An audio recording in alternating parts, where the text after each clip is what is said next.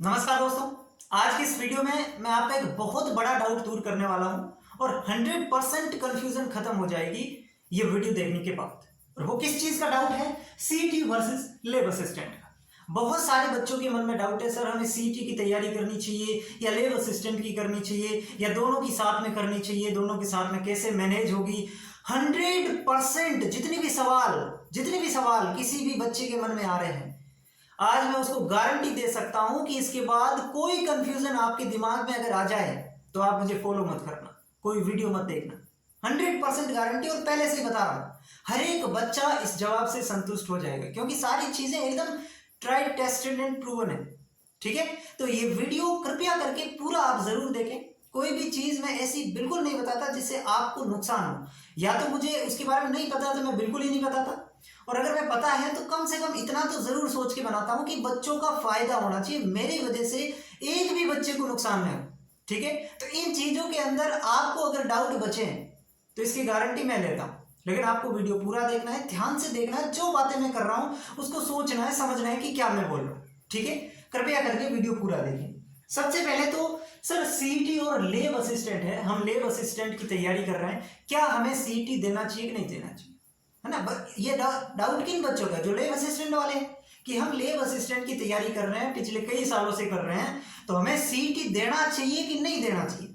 तो सबसे पहले मैं इसका ही आंसर देता हूं। कोई भी बच्चा हो जो लैब असिस्टेंट की तैयारी कर रहा हो या दूसरे एग्जाम की तैयारी कर रहा हो, सीईटी तो देना ही है, इसमें सोचना भी नहीं है।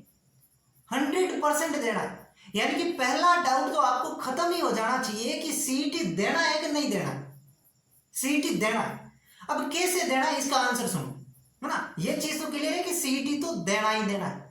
अब आप कहेंगे सर सीईटी क्यों देना, हमारा टारगेट तो लैब असिस्टेंट है। भाई भविष्य के गर्भ में कोई नहीं गया है, आगे आपकी क्या सिचुएशन बनती है, क्या परिस्थितियां रहती हैं, वो आपको नहीं पता है, आप नहीं जानते। समझ रहे हैं ना मेरी बातों को।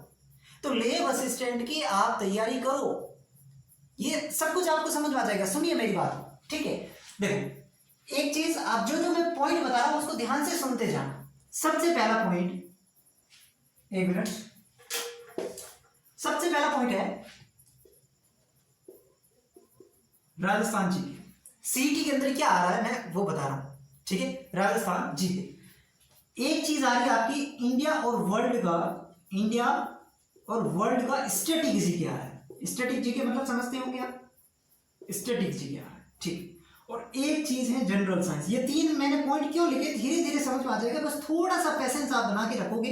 4-5 मिनट का वीडियो है, इतना पेशेंस बना के रखें आप, ठीक है। ये तीन चीजें मैंने आपके सामने लिखी है, राजस्थान जीके, इंडिया और वर्ल्ड का स्टैटिक जीके और जनरल साइंस।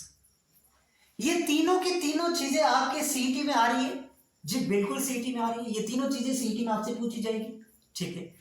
क्या मुझे बताओ, ये चीजें Rajasthan GK, India world GK और जनरल साइंस लैब असिस्टेंट में नहीं आ रहा?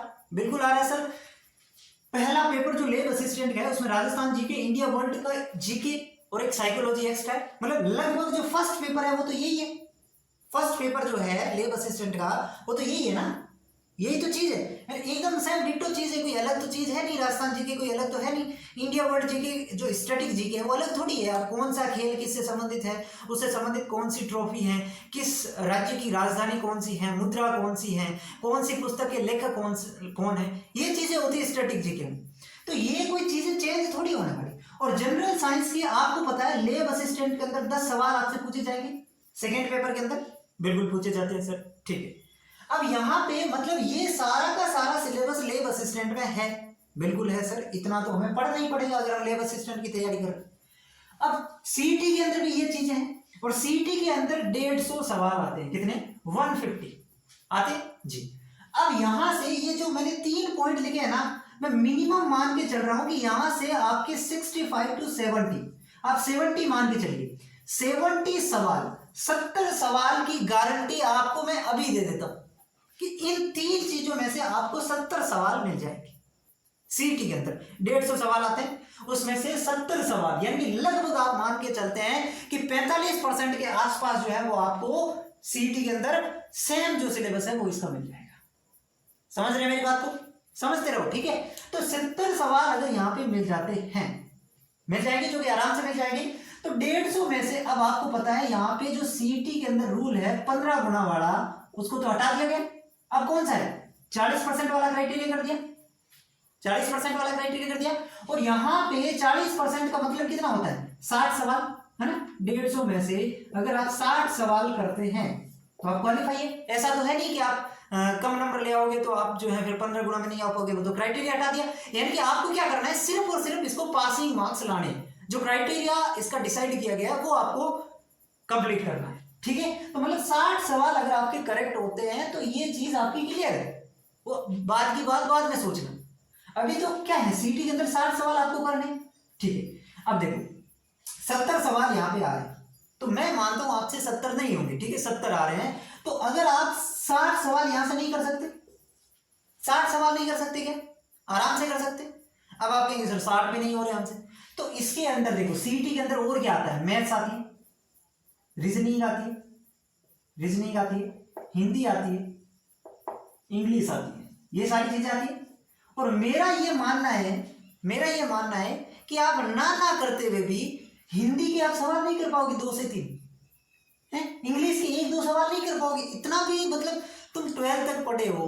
और मैं कह सकता हूं, तुम्हें भरोसा नहीं होगा लेकिन मुझे भरोसा आप पे कि तुम यहां से ना करते हुए 10 से 15 सवाल कर लोगे। और 10 से 15 सवाल तो ऐसे ही होते हैं जो कोई भी उड़ा देता है, आराम से कर लोगे ना। तो मैं अगर 60 सवाल यहां से मानूं और 10 से 15 सवाल मानूं तो भी आपके 75 से 80 सवाल आप आराम से पहुंच जाओगे, आराम से पहुंच जाओगे। लेकिन आपको सवाल कितने राइट करने, 60। अब कुछ लोग कहेंगे सर नेगेटिव मार्किंग है, नेगेटिव करना ही क्यों है भाई, 150 में से 60 सवाल ऐसे नहीं होंगे जो आपको परफेक्टली आ रहे हैं, 60 सवाल तो ऐसे होंगे आराम से हो जाएंगे। तो 60 सवाल आपको करने, नेगेटिव करना ही क्यों है, 1-2 नेगेटिव हो जाएंगे, 70 कर लो, 75 कर लो जो आपको अच्छे से आ रहा है ना। तो इसमें आप अगर डर रहे हैं कि मेरा सीईटी क्लियर नहीं होगा, तो मैं एक बात बताना चाहूंगा, सच में सोचने वाली बात है ना।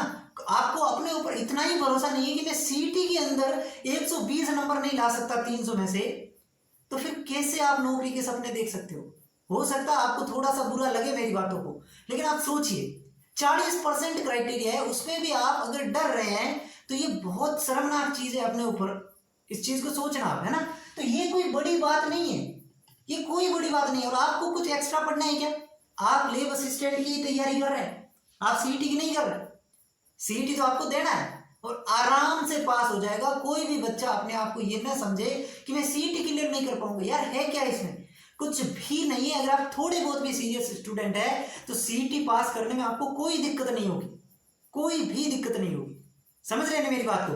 तो ये चीजें मैं आपको बताना चाह रहा था कि सीईटी देना है, 100% देना है, इसमें सोचने की बात ही नहीं है।